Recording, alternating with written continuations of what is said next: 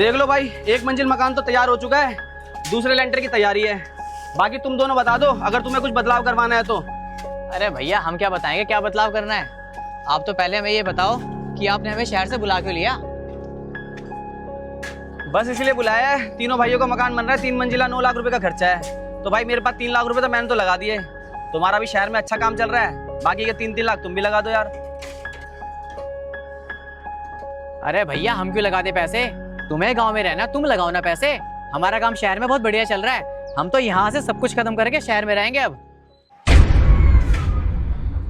यार तू तो ऐसा कह रहा है जैसे सिर्फ मेरी मर्जी से यहाँ मकान बन रहा है।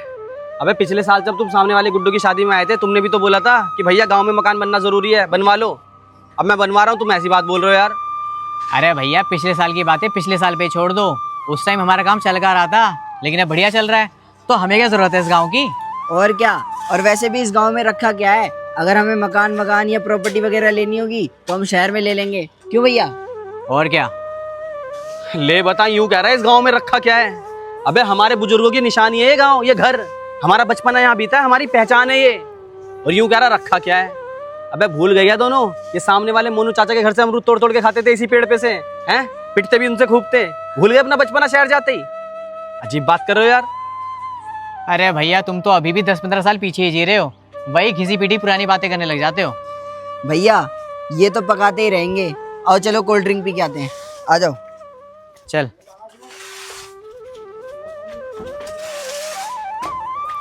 अरे यार ये तो हमेशा गांव ही करते रहते हैं। क्या हो गया, क्या देख रहा है।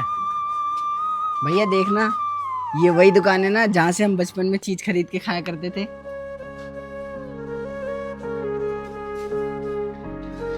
हाँ बेटा क्या चाहिए। 2 रुपए की चीज दे दो।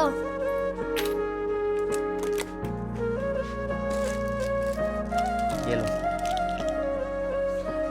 कहाँ खो गए भैया, क्या सोच रहे हो।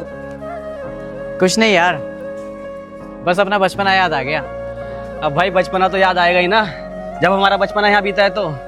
तभी तो मैं कहता हूँ कि शहर में तरक्की करो, वहां पर भी घर बनवा लो, कोई दिक्कत नहीं है, लेकिन अपने गांव के घर को कभी मत भूलो, क्योंकि ये हमारी जड़ें हैं, हमारा बचपना बीता मेरे भाई, और जड़ों को कभी नहीं भूलना चाहिए, समझे।